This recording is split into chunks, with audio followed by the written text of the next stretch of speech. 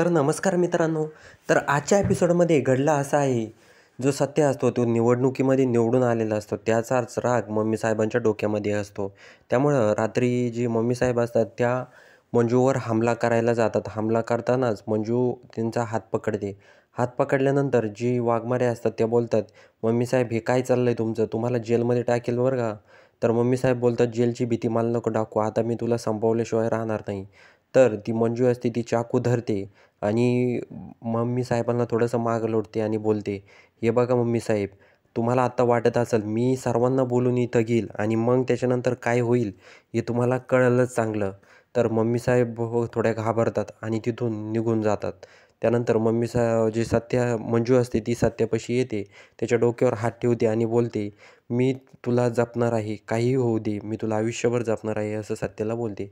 तर दुसऱ्या दिवशी सकाळी जयदीपची बायको ही तयार झालेली असते, कारण वटपौर्णिमाची पूजा असते त्यासाठी. तर जयदीपची बायको बोलते, तो तो सफरचंद खायला लागतो आणि ती बोलते, "तुम्ही आता उपवास धरायचा आहे, कारण मी आज उपवास धरणार आहे. किती दिवसापासून मी उपवास धरत आले तुमच्यासाठी. एक दिवस तुम्ही माझ्यासाठी धरायचा आहे." जयदीप बोलतो, "ठीक आहे, ठीक आहे." तर जी जयदीपची बायको असते ती बोलते, 7 जन्म तुम्ही मला पाहिजे, त्यामुळे तुम्ही उपवास धरायचा आहे." जयदीप बोलतो, "एकाच जन्मात मी कटाळलो आहे. 7 जन्म कुठं?" तर दुसरीकडं जो सत्या आणि मंजू असतात, मंजू आवरून तयार झालेली असते. सत्या अंघोळ करून येतो आणि मंजूला विचारतो, "काय हो वाघमारे, आज खूप जोरात रेडी झाला आहे?" तर जी मंजू असते ती बोलते, "अरे सत्या, तुला माहिती आहे का आज वटपौर्णिमा आहे?" तर सत्या बोलतो, "हो का वाघमारे, काय बोलताय?"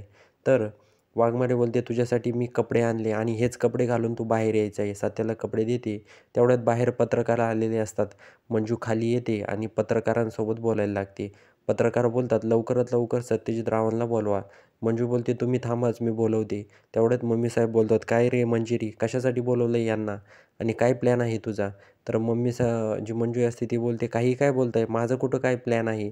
तर जे सत्य असतो तो रेडी होऊन खाली येतो. खाली आल्यानंतर पत्रकार परिषदेला सुरुवात होते. तर इकडं तात्यासाहेब जे असतात ते बोलतात, की "आपले सर्व नगरसेवक आलेत ना, त्यांची प्रेस कॉन्फरन्स घेऊ आपण." तेवढ्यात तिथं तात्यासाहेबांचा पी-ए तो पत्रकारांना कॉल करत असतो. पण पत्रकार एकही फोन उचलत नाही आणि उचलणारे बोलतात, की "आम्ही सत्याच्या घरी आलो आहोत." हे तात्यासाहेबांना पी-ए सांगतो आणि तो बोलतो, की "सत्य आपल्याला नक्कीच पुढं भविष्यात अडचण निर्माण करेल." तर तात्यासाहेब बोलतात, "ह्या सत्याचं काहीतरी केलं पाहिजे. चल आपण सत्याला भेटूया." त्यानंतर सत्याकडं भेटण्यासाठी तात्यासाहेब निघतात. तर सत्य प्रेस कॉन्फरन्स घेत असतो. त्याला पत्रकार विविध प्रश्न विचारत असतात, की कसं काय? तर तेच प्रश्न विचारता तात्यासाहेब तिथं येतात आणि तात्यासाहेब आल्यानंतर तात्यासाहेबांना पत्रकार प्रश्न विचारतात, की "सत्य तुमच्या पार्टीमध्ये येणार आहे का? सत्यजित सुर्वेला तुम्ही का काढलं?"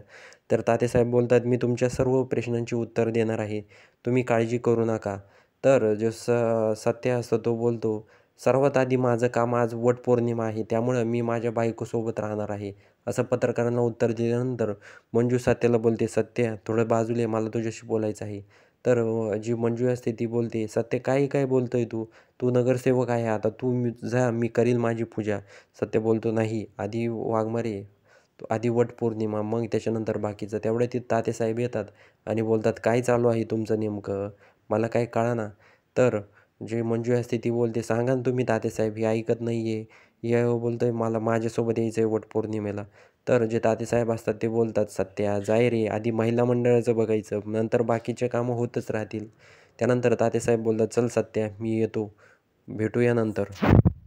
तात्यासाहेब बाहेर आल्यानंतर जे पत्रकार असतात ते चाललेले असतात.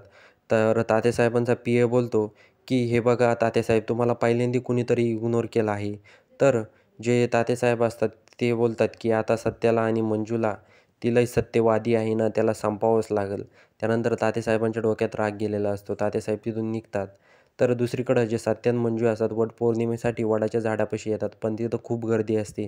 त्यामुळं सत्य बोलतो, "तुमच्यासाठी मग एक वडाची फांदी तोडून आणू का?" तर मंजू बोलते, "नाही, नाही, तसं नको रे. पण जर वडाचं झाडच आपण सर्वांना दिलं तर किती भारी आयडिया राहील." आणि वडाच्या झाडामध्ये खूप ऑक्सिजन असतं. ते ऐकल्यानंतर सत्या बलमाच्या कानामध्ये काहीतरी सांगतो. त्यानंतर बलमाला झाडं आणायला लावतो. बलमा झाडं घेऊन येतो आणि सर्वांना सत्या झाडं देतो आणि बोलतो, "हे सर्वांसाठी झाडं माझ्याकडून." दुसरीकडं जे तात्यासाहेब असतात ते मुकादमाच्या घरी जातात आणि मुकादमाला सांगतात, की "हे बघ, तुझ्या रस्त्याचा काटा सत्या आणि मंजू आहे. माझ्या रस्त्याचे काटे पण तेच आहे.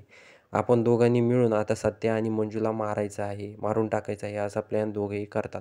आता येणाऱ्या भागामध्ये काय घडतंय हे बघण्यासाठी आपल्या चॅनलला सबस्क्राईब नक्की करा.